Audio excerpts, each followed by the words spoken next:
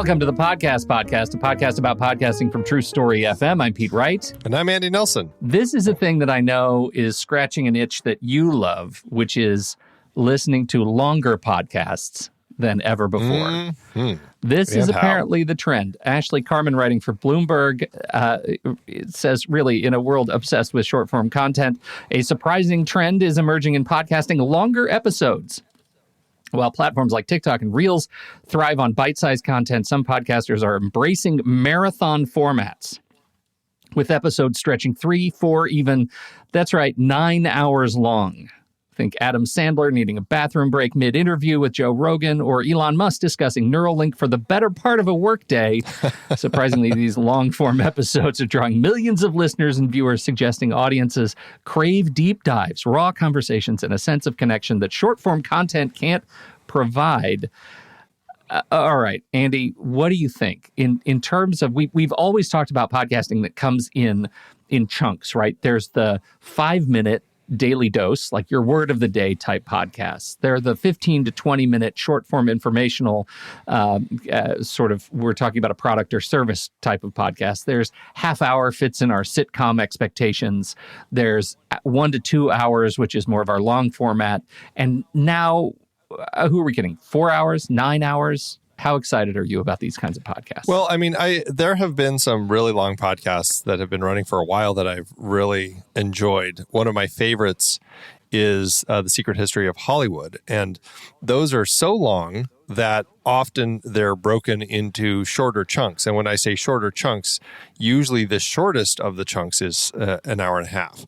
And usually the chunks themselves, like he did a wonderful series on Cary Grant, and each of those parts was, I'm going to say, 3 to 4 hours long for each part of a 4-part series. Yeah. So it can go, they can get really, really long, but I love them because you're really just kind of fully invested in the world and the whatever they're discussing. And you know, I'm a fan myself. I mean, for my CinemaScope show that I've been doing, those episodes are generally closer to the 2-hour mark per episode. And for the latest episode I did about the French New Wave, for the member bonus episode, that one had a full hour of additional content. It went for 3 hours. So yeah, I'm all in on long conversations. I think that they give you a lot of time to really dig in deep.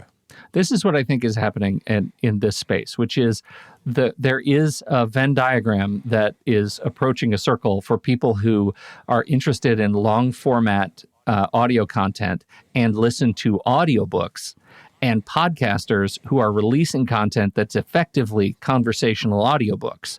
And once we adjust our expectations for what a podcast can be, we can shed the yoke of what a podcast has been. The truth is that technology has matured to the point where our podcast apps will save our location in a long podcast, just like our audiobook apps. So why do we worry so much about a podcast fitting a certain time hole, like a time-shaped hole, when really you can just come back to it and listen to it again? I think the most important thing, like you are saying, is that we're creating content that is engaging enough to make me want to come back and hear the next section about Cary Grant.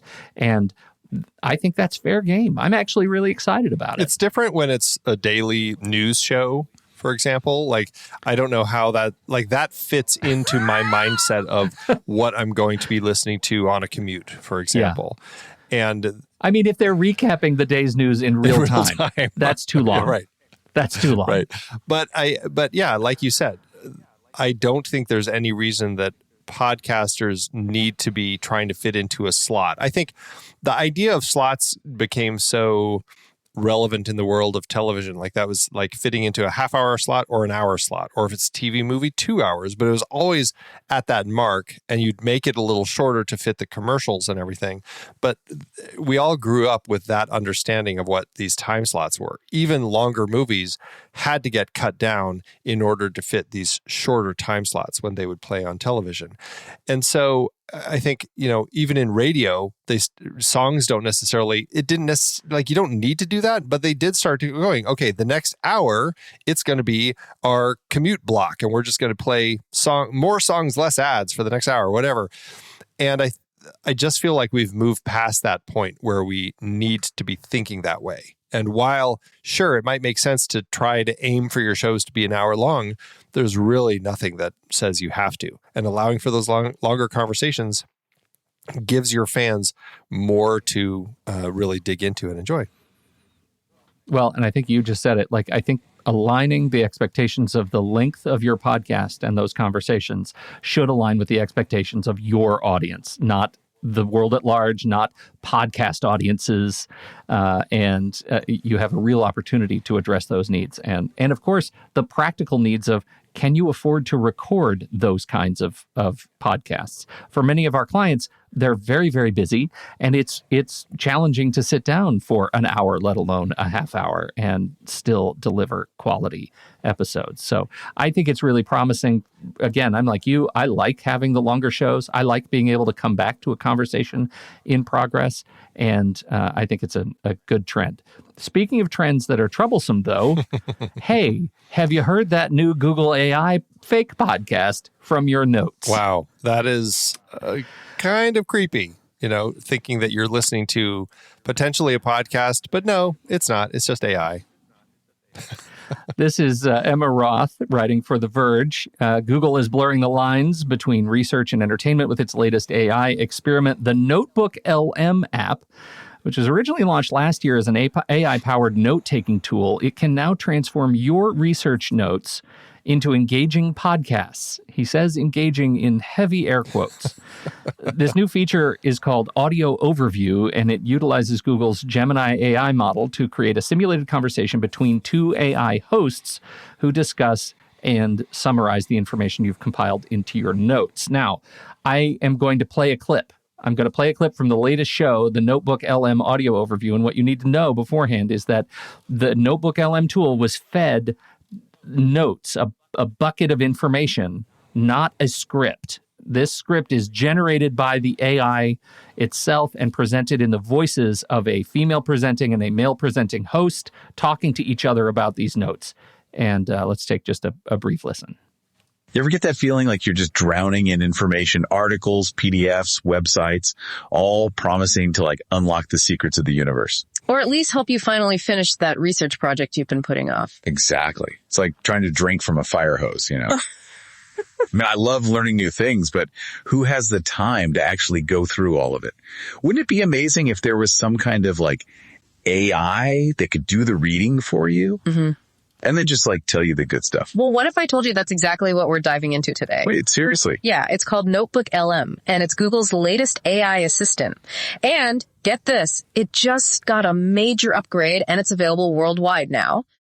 So that's the first 35 seconds of this conversation between this guy and this woman, and they sound just like podcast hosts, and they breathe, and they take breaks, and they say things like, and they sound uncanny valley human.